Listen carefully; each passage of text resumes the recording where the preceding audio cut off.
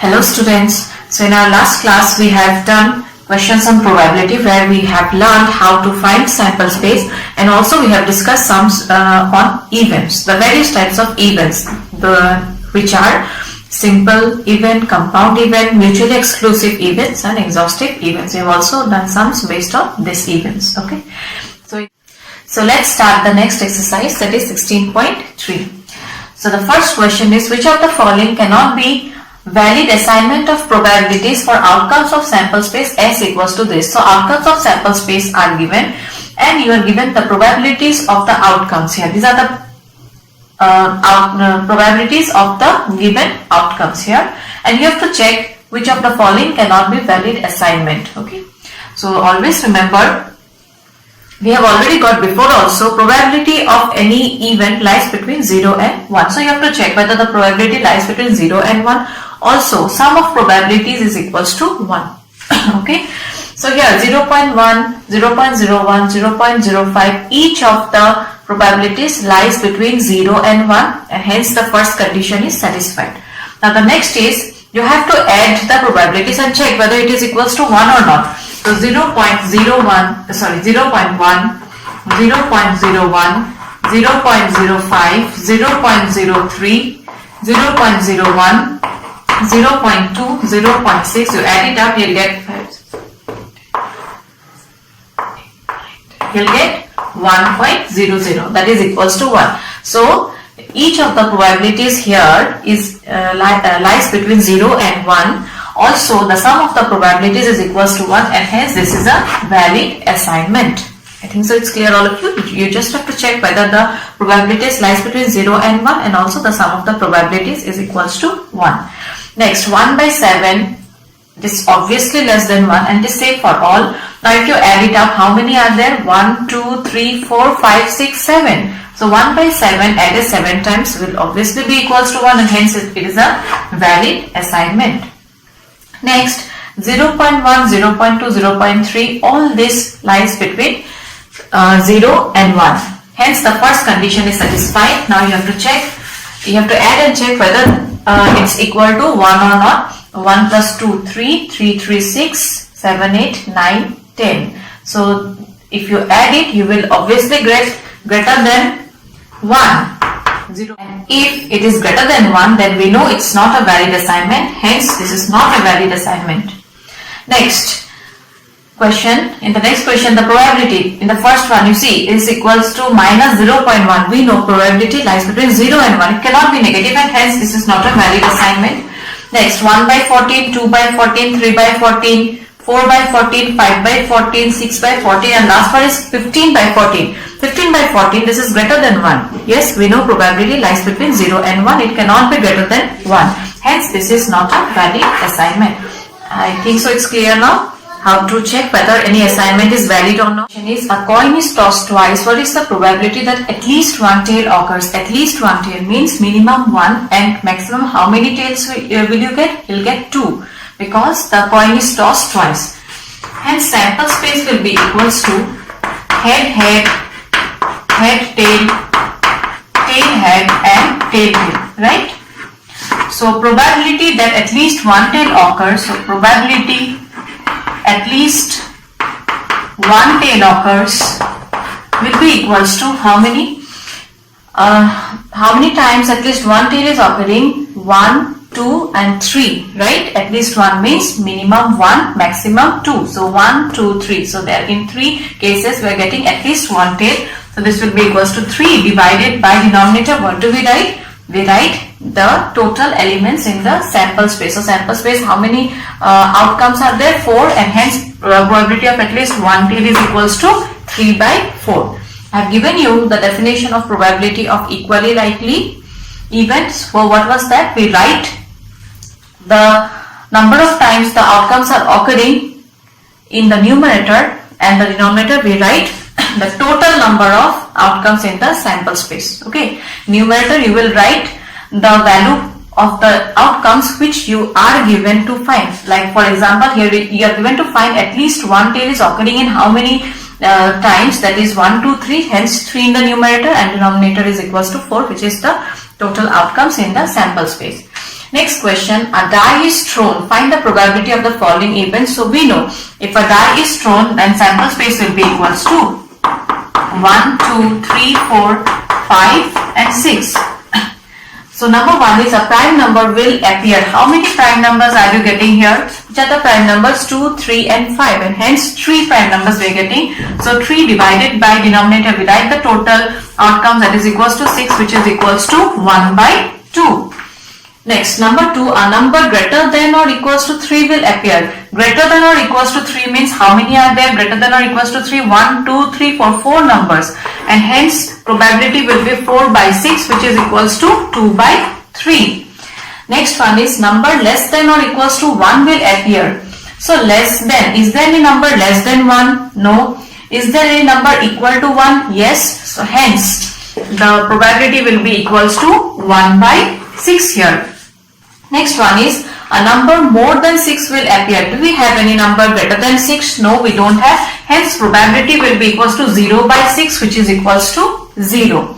And the last one is a number less than 6 will appear. How many numbers are there which are less than 6? Total 5 numbers, and hence its probability will be equals to 5 by 6. Okay. So the next question is, a card is selected from a pack of 52 cards. So one card you will select from a pack of 52 cards. So the first question is, if a card is selected from a pack of 52 cards, then sample space will be equals to how much? Number of elements in the sample space is equals to 52. So how many points are there in the sample space? Hence how many points will you get? 52 points. Next, number B, calculate the probability that the card is an ace of spades. So how many ace will you get in spade? You will get 1, and hence probability will be 1 by 52. Next, number C, calculate the probability that the card is an ace. So how many ace do we get? We get 4 ace. Hence probability will be 4 by 52, which is equals to 1 by 13. This is the answer for C, number 1. And number 2 is black card. We know the cards, 52 cards are divided equally into 26 black cards and 26 red cards. Hence black cards are 26. So probability will be 26 by 52, which is equals to 13 to 26 and 13, 4, and hence it will be 1 by 2. Okay. So the next one is a fair coin with 1 marked on one face. So a coin where on one face 1 is marked and 6 on the other, and on the other side it's marked as 6. Okay. And a fair die are both tossed. At the same time, a die has how many faces? 6. So both are tossed. So you are given to find the probability that the sum of the numbers that turn up is 3 and 12. So at first we will write the sample space. Okay. The sample space will be equals to 1, 1, 1, 2, 1, 3, 1, 4, 1, 5 and 1, 6. Also you may get 6, 1, 6, 2, 6, 3, 6, 4, 6, 5 and 6, 6. So from here we will try to find out the answer for this two. Okay. So the first one is, you have to get the sum to be equals to 3. So on adding which 2 will you get 3? 1 plus 2 is equals to 3, and any other will you get? No. So what will be the probability that the sum of numbers turn up is 3 is 1 by total how many outcomes are there? 1, 2, 3, 4, 5, 6, 7, 8, 9, 10, 11, 12. Hence probability will be equals to 1 by 12. Okay, you have to check for which outcomes on adding you get 3. Now the next is 12. So after adding which one will you get 12? 6 plus 6, 12. Is there any other possibility? No. Hence the answer for number 2 will also be equals to 1 by 12 itself. Number 7 is A fair coin is tossed 4 times. So how many times you are tossing the coin? 4 times. And hence what will be the number of outcomes here? 2 to the power 4, that is equals to 16. A person win ₹1 for each head. That means after tossing, if you get head, then a person will win ₹1 and lose ₹1.50 for each tail. And if he gets tail, then he will lose ₹1.50. So from the sample space, calculate how many different amounts of money you can have after 4 tosses. So after 4 tosses, all the outcomes he will write, and if he gets head, then he will add 1, and if he gets tail, then he will lose 1.50. Okay, and the probability of having each of these amounts, whatever amounts you will get, you will find the probability of each of the amounts then. Okay, so at first we will write the sample space and try to find the amounts which he gets after each outcome. Okay, and then we will find the probability of each of the amounts. So let's write the sample space and the amounts first. So since the coin is tossed 4 times, hence sample space outcomes are head, head, head, head, head, tail, tail, head, head, head, tail, tail, head, tail, head, tail, head, tail, tail, tail, head, head, head, tail, head, tail, head, head, and head, head, tail, head. Okay, so now we will write the outcomes starting with tail. So tail, head, head, tail, tail, tail, head, head, tail, head, tail, head, tail, head, head, head. Next, tail, tail, tail, head, tail, head, tail, tail, tail, tail, head, tail, tail, tail, tail, tail. Total how many outcomes are you getting? 1, 2, 3, 4, 5, 6, 7, 8, 9, 10, 11, 12, 13, 14, 15, 16. So next we will try to find out the amounts.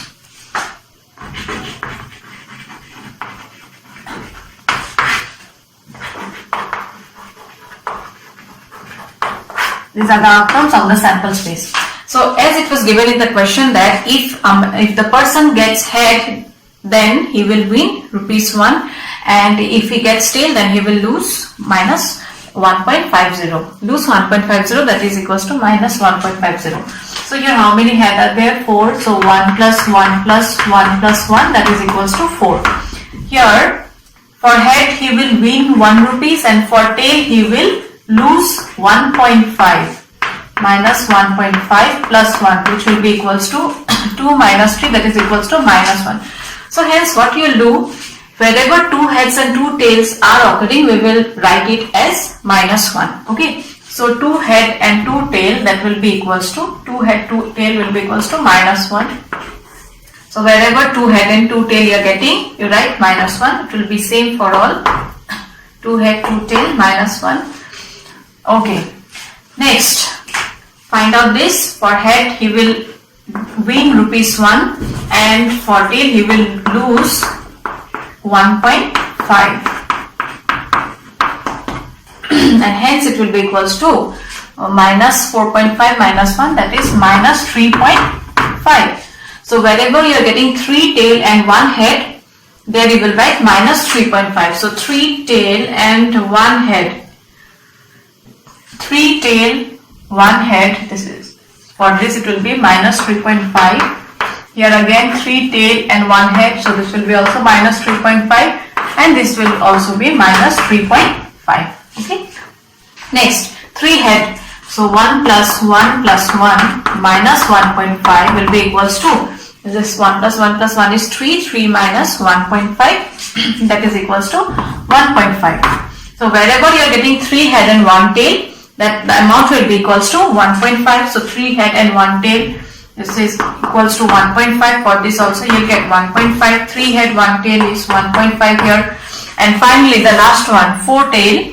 that will be equals to minus 1.5 minus 1.5 minus 1.5 minus 1.5, which is equals to minus of 6. Hence we have found the amounts which the person has either won or lost. Okay. Next we will find the probability of each of the amounts. So probability of, this is positive 4, that means he won rupees 4. Probability of winning rupees 4 will be equals to how much? How many times he is winning? Only one time. 1 divided by, and total how many outcomes he are getting? 16. So 1 by 16.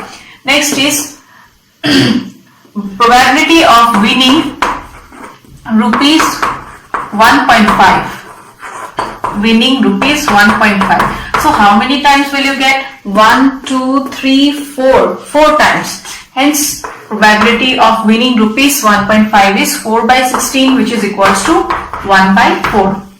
Next, probability of losing 1 rupees. Probability of losing rupees 1 equals to how many times is it occurring? 1, 2, 3, 4, 5, 6. 6 times. Hence it will be 6 by 16, which on reduction you will get 3 by 8. Next is probability of losing rupees 3.5. So probability of losing rupees 3.5 is equals to how much? How many times is it occurring? 1, 2, 3, 4, which is equals to 4 by 16. So that is also equals to 1 by 4. And the last one is probability of losing rupees 6.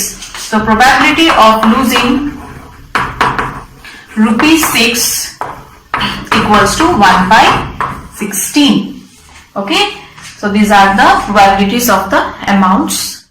So the next one is 3 coins are tossed once. So if 3 coins are tossed once, then how many outcomes will you get? You'll get 8, right?